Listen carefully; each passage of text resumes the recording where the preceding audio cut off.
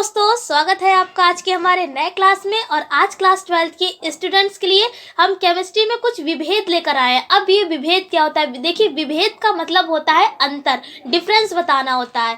अब यहाँ पर जैसे कि अगर आपके पास अनसॉल्व पेपर है केमिस्ट्री का, तो आप उसमें चेक कर सकते हैं। किसी सेट में आपका कहा जाएगा कि इन सब में आप विभेद बताइए।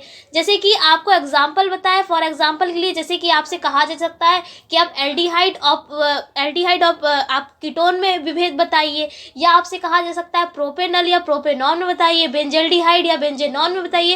इस टाइप से आपसे कई सारे विभेद आपको ये आने चाहिए कि आप किस तरीके से दोनों में आप विभेद करेंगे। तो हम आपको कई सारे विभेद कराएंगे जो आपके मोस्ट इंपॉर्टेंट है, कई बार आए हुए हैं एग्जाम में, केवल वही कराएंगे जिससे कि आपको उसके बारे में अच्छे से पता चल जाए और विभेद को किस तरीके से अच्छे से लिख सकते हैं वो भी आपको बताएंगे आज। तो देखिए, सबसे पहले आज आपको विभेद कराने वाले हैं एल्डिहाइड और कीटोन में। किसमें विभेद कराएंगे?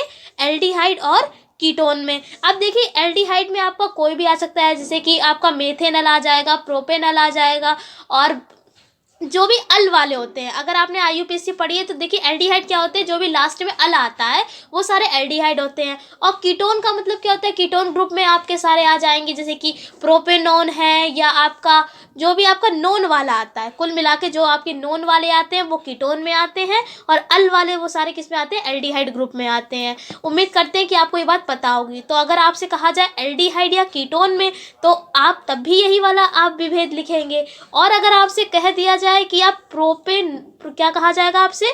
प्रोपेनल और प्रोपेनॉन में तब भी आप यही विभेद लिखेंगे। देखिए, यहाँ पर अल आ रहा है, इसका मतलब क्या है? ये एल्डिहाइड ग्रुप से है। नॉन आ रहा है, इसका मतलब क्या है? ये कीटोन ग्रुप से है। कुल मिलाकर हमारे कहने का मतलब यही है कि कोई भी एल्डिहाइड या कीटोन वाला ग्रुप का कोई भी आए तो आपको यही विभेद लिखना है। अब देखिए, इसके ऊपर डाल लीजिए, मोस्ट इंपॉर्टेंट है, कई बार ये एग्जाम में पूछा गया है।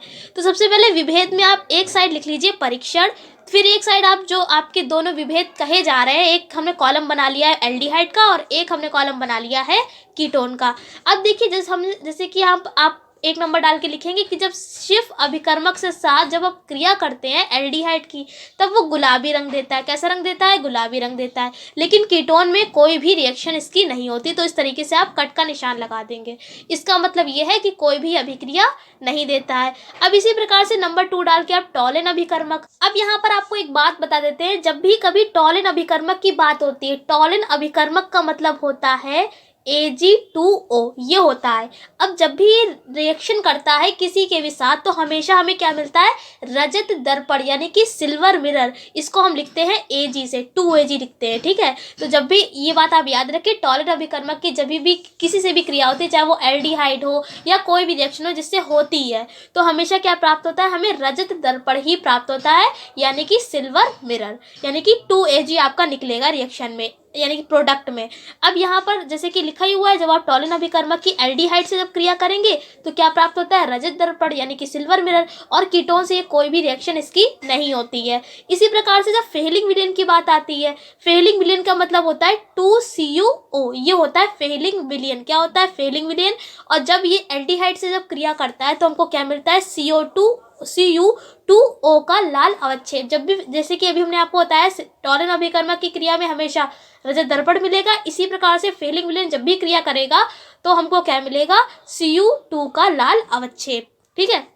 और ये भी कीटोन से कोई भी क्रिया नहीं करता है।